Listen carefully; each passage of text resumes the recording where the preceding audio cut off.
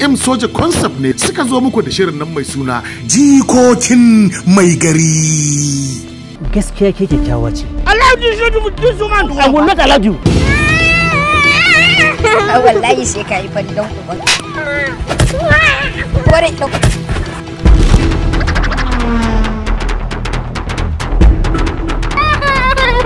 Masu azancin magana suna cewa idan zaka gina ramin mugunta to tabbas ka gina shi dan gajere domin ko wataran guyoyinka tsaf zaka tsince su tsindim a cikin sa. Mai ne da bambanci tsakanin mai ta'adda da kuma mai addar, haka zalika mai sara da mai kokarin yin sarar. To yanzu wannan addan ma me zaki da ita? Sara kan ɗayan ku zai. Sare kan mu gani idan zaki iya. Kace kai shege ne. Turu sai kare sai doki. Sai dan da ba hakika dan kutumar durin wannan kai.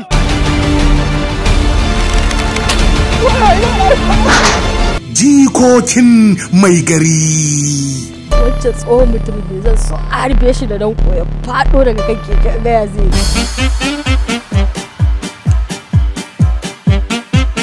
Ni yanzu a duniya babu abin da nake buri irin haɗu da wayannan ɗan iskan yaran jikokin mai gari. To kai kuma me ya ƙara haɗa ka da wannan shekiyin yaran ne? Ba dai zai saki farin ciki ba DJ.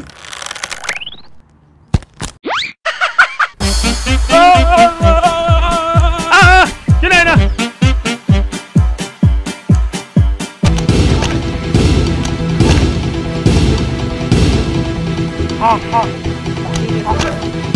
Jikokin mai gari.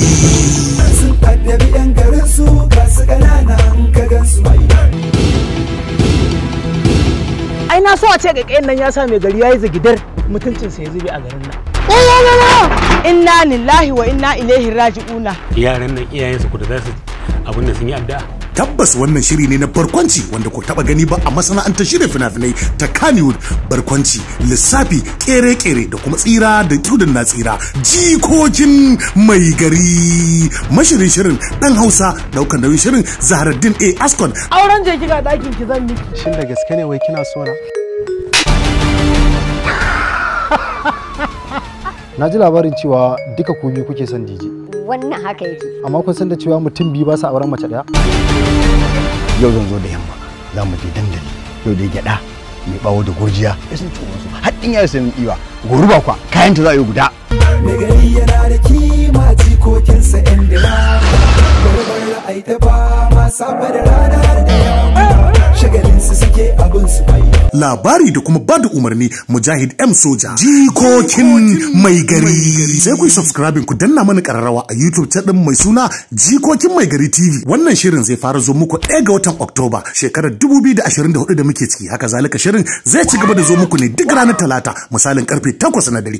Billahi lazi kowace irin azaba za ku min wallahi ban ciwa ban sau. Okay to fine.